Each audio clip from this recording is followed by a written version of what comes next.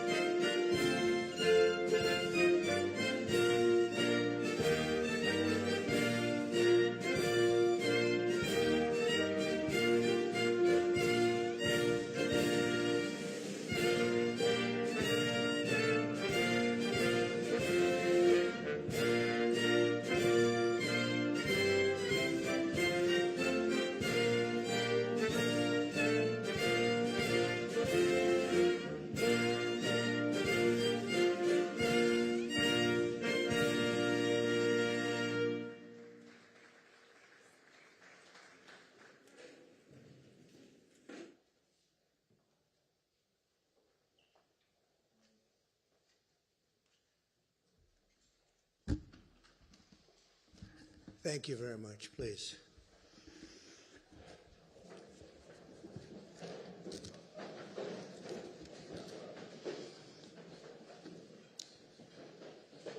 This is a great honor, and we welcome Their Majesties King Charles III and Queen Camilla of the United Kingdom to the White House. Very special place, very, very special.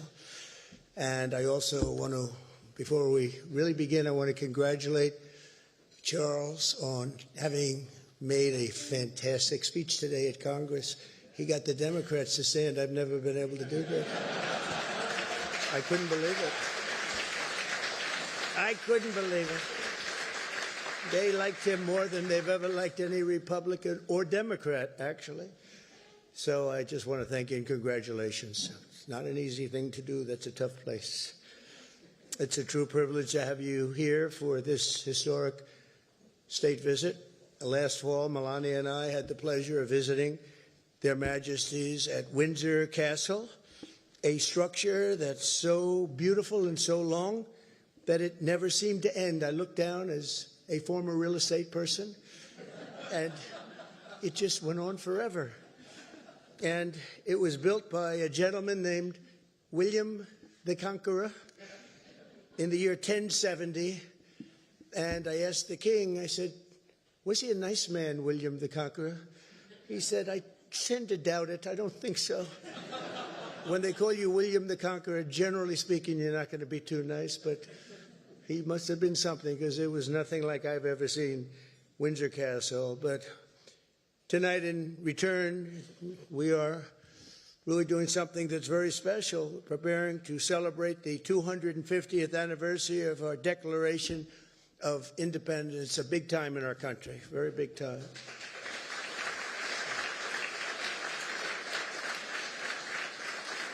And it's only natural that Americans begin this commemoration by paying tribute to the transcendent bond we share with the nation that Thomas Jefferson himself called our mother country. He used to go around saying, "That's our mother country." How nice. From English towns and Scottish hills, from Welsh mountains and Irish villages, a people unique in history sailed across the mighty Atlantic to settle and civilize this continent in the name of God, King, and country. So beautiful. They called it New England and meant that very, very literally. The first Americans saw themselves as free men carrying the forward and central liberties and ancient rights of the Anglo-Saxons into this new and beautiful world. In the eyes of America's founders, our war of independence was fought not to reject this heritage, but to reclaim it and perfect it. As the founding father, George Mason, wrote, "We claim nothing but the liberty and privileges of Englishmen in the same degree as we had still continued among our brethren when we were in Great Britain." The Declaration of Independence was a miracle for the ages that sparked a far-reaching revolution in self-government and human freedom. But even though the political bonds between the United States and Great Britain were dissolved forever, they thought, on July 4th, 1776, the more powerful strands of memory, culture, and identity proved unbreakable in any conflict and grew into a friendship unlike any other on earth, a very, very special and incredible friendship. Historians have noted that to this day, the distinct regions of the United States still echo with the particular accents, habits, and traditions of the British communities that first settled them centuries ago. The names of half of the original American states refer to members of the British royal family, as do American cities from Charleston to Annapolis, Charlotte to Albany, and even the place where I grew up and actually loved very much, Queens, New York. Who would have thought? But far beyond names and principles, there's something unique and very special that has always united our two people, a certain nobility of spirit and heroic soul. The same audacity that called a small island kingdom to rule the seven seas, and rule them you did, inspired the children of 13 American colonies to explore a great frontier and a very, very dangerous frontier and settle what was known as the Wild, Wild West. The men who planted the American flag on the moon carried them the same hunger for adventure and achievement as those who raised the Union Jack above Antarctica and first sailed St. George's Cross all around the globe. The American soldiers who crossed the Atlantic to freedom, rescue in 1944 were moved by the same keen sense of righteousness that drove the English Crusaders to the Holy Land 1,000 years ago. The entire world has been uplifted by this distinct and special character we share, this unstoppable daring, this unconquerable courage. It really is. It's unconquerable. And speaking of that, where's Rory McIlroy? Can stand up, Rory, will you please?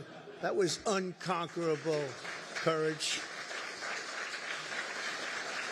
That was very good, Rory. I don't know if that helps them talk about how wonderful the speech, but I had to interrupt my speech because I watched that man win a tournament. That was a tough one. Congratulations. Very proud of you. All right, now I'll get back to my speech, Rory, okay? But it was unconquerable courage, this inexhaustible supply of ambition, ingenuity, and resolve. From the trenches of World War I to the beaches of Normandy, from the frozen hills of Korea to the scorching sands of North Africa and the Middle East. And we're doing a little Middle East work right now, two of you might know, and we're doing very well. We have militarily defeated that particular opponent, and we're never going to let that opponent ever, Charles agrees with me, even more than I do, we're never going to let that opponent have a nuclear weapon. They know that, and they've known it right now very powerfully. But our countries have stood together, defiant and triumphant against the forces of communism, fascism, and tyranny. Together we have expanded the reaches of human knowledge and endeavored always to make this world safer, more prosperous, more just, and more free. Ours is a treasured friendship, an eternal bond, and a true story of extraordinary heroism and skill. A lot of skill, tremendous skill. History has known no more powerful force than the combination of American patriotism and British pride. The British Empire that began here in America certainly did not end here. The sons and daughters of the British Isles went on to found more countries and spread more civilization than any nation before. They built an English-speaking world upon which the sun never sets and provided an example to which free people will always turn, that always turn. They have such love and such respect. Today, most of Britain's former colonies have no idea what they truly owe to this towering legacy of law, liberty, and British custom that they were given. We were given that, and it was a great, great gift. Tonight, on the eve of our 250th year of cherished independence, we turn to the sovereign embodiment of our British heritage and say sincerely thank you to our friends, the United Kingdom, for the richest inheritance that any nation has ever given to another.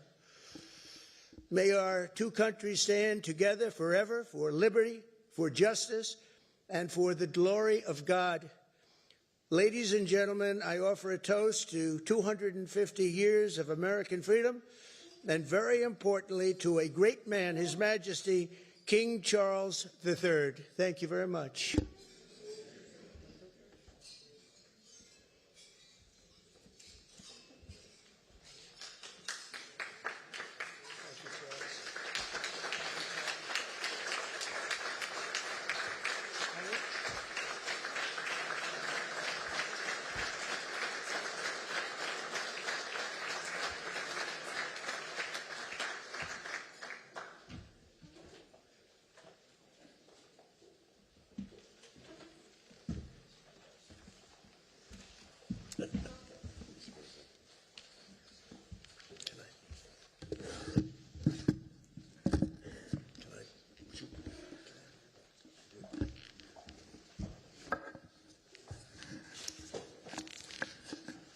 Mr. President, First Lady, my wife and I are most grateful to you for your generous hospitality as the United States celebrates this very special anniversary year of the Declaration of Independence. And may I also just start by paying tribute to your own courage and steadfastness, as well as to your security services, for their swift actions on Saturday evening in preventing further injury. My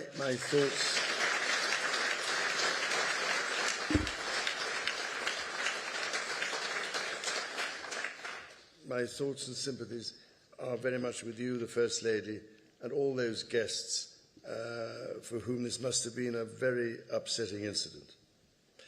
As the words of that famous anthem remind us, this is the land of the free and home of the brave, as your own response demonstrates. What used to be called in the last war in the United Kingdom, keep calm and carry on. I now realise, ladies and gentlemen, to my amazement, that my first visit to this remarkable country was over 50 years ago, and, Mr. President, the golden threads of history and heritage between our lands are also embodied, as you mentioned earlier today, in your own family and your own family story, whose roots trace back to the beautiful landscapes of Britain's Outer Hebrides and continue, as we know, in the great golf courses of the Highlands. I can only imagine the immense pride with which your own dear mother, indeed both your parents, must be looking down on the great office to which you have been elected for a historic second term. And if I may say so, it is a particular pleasure to be back in this wonderful building, the heart of your democracy. On this occasion, I cannot help noticing the readjustments to the East Wing, Mr. President, following your visit to Windsor Castle last year. And I'm sorry to say that we British, of course, made our own small attempt at real estate redevelopment of the White House in 1814.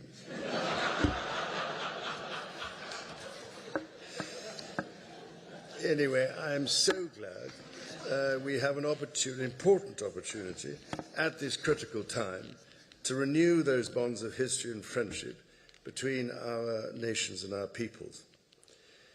2.5 centuries ago, the United States of America was founded through an audacious and visionary act of self-determination. From the beginning, the American character has been defined by courage, tenacity, and the spirit of adventure. As the direct descendant of King George III, I know this is a nation that never gives up. And my family's history remains reflected in your maps, which read rather like our Christmas card list across the ages.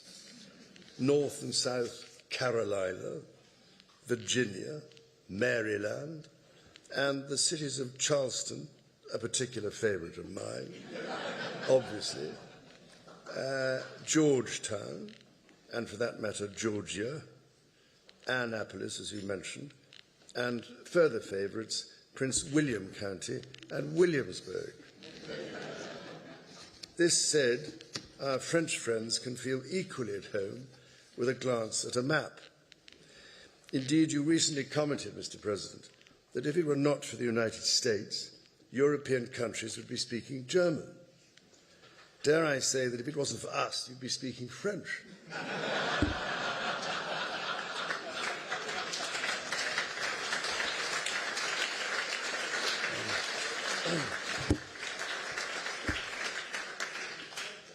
Of course, we both love our French cousins greatly, and we three estates are not only bound by our shared values, but by a profound belief that together we are more than the sum of our parts.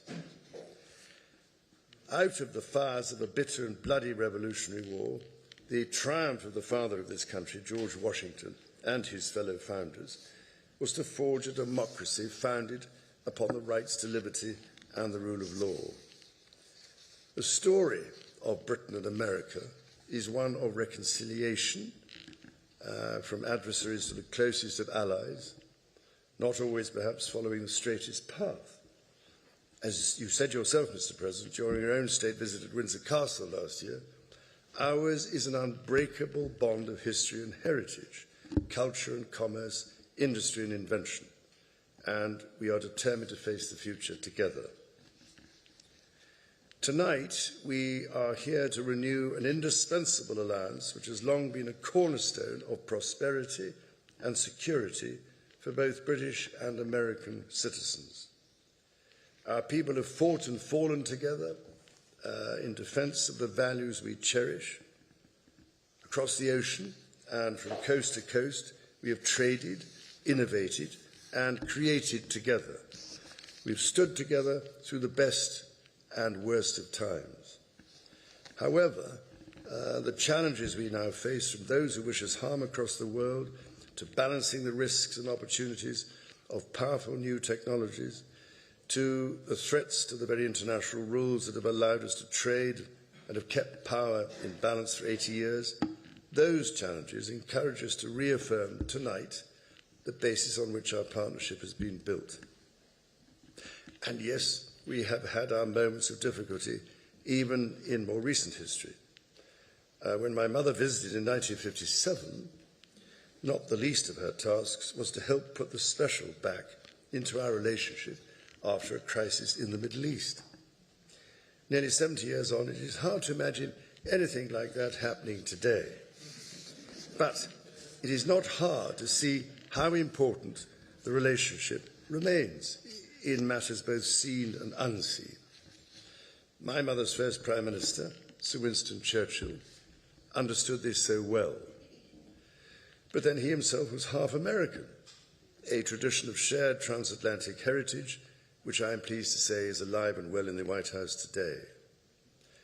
Indeed, such was the closeness that Sir Winston, while staying here in the White House, in those rooms you showed us upstairs, emerged naked from the bathtub to discover the door opening as President Roosevelt came in for a chat.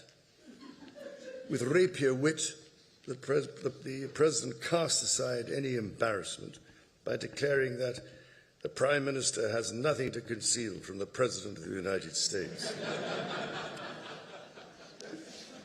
This warmth came after testing times between our leaders in the early 1940s. The kinship and friendship of many centuries provided great reassurance to my late grandfather, King George VI, as it did to my late mother. It means every bit as much to me. Of course, my late mother met no fewer than 13 serving presidents, thankfully all of them fully clothed. The first president I had the honour of meeting at the age of 10 in 1959 when he came to Balmoral was President Eisenhower, who had served as Supreme Commander of the Allied Expeditionary Forces during World War II at a most critical time in the darkest days of the 20th century. American leadership helped rebuild a shattered continent, playing a decisive role as a defender of freedom in Europe. We and I shall never forget that, not least as freedom is again under attack following Russia's invasion of Ukraine. Today, our partnerships in NATO and AUKUS deepen our technological and military cooperation and ensure that together we can meet the challenges of an increasingly complex and contested world. And speaking of submarine alliances, there was one particular AUKUS predecessor, launched from a UK shipyard in 1944, that served for the majority of her life attached to the 4th Submarine Squadron in Australia, playing a critical role during the war in the Pacific. Her name? HMS Trump. So tonight, Mr. President, I am delighted to present to you, as a personal gift, the original bell which hung on the conning tower of your valiant namesake. May it stand as a testimony to our nation's shared history and shining future. And should you ever need to get hold of us, or just give us a ring.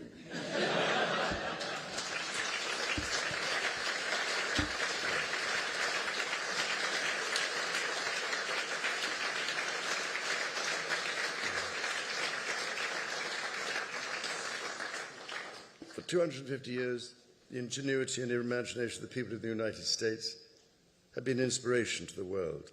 This land of opportunity has nourished some of humanity's greatest minds, from the industrial age to the space age. So many miracles of the modern world have been and still are invented in America.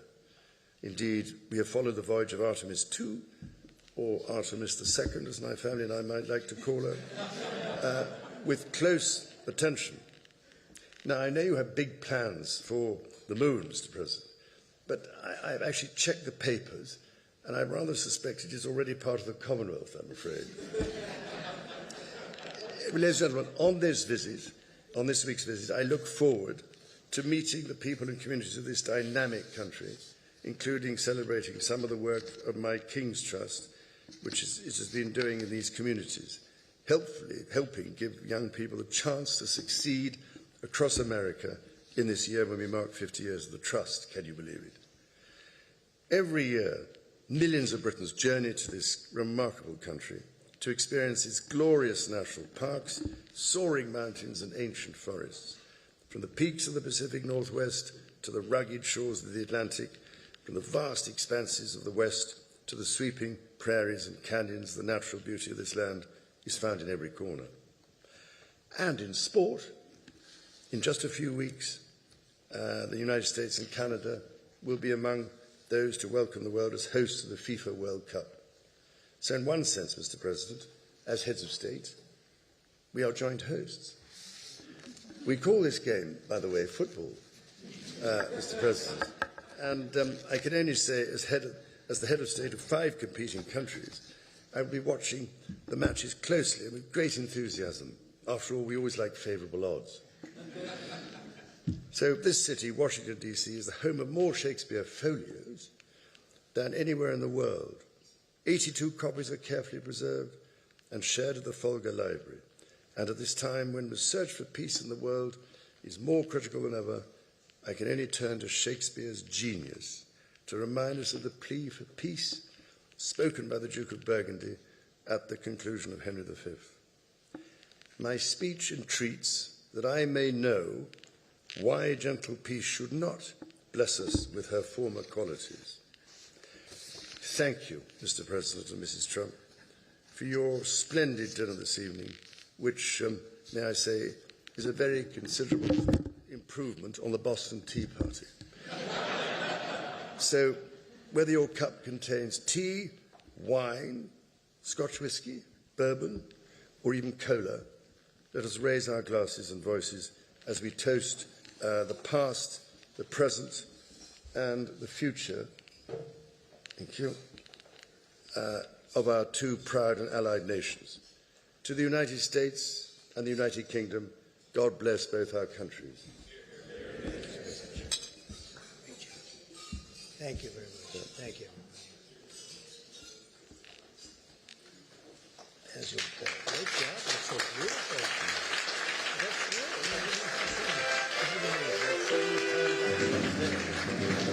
good.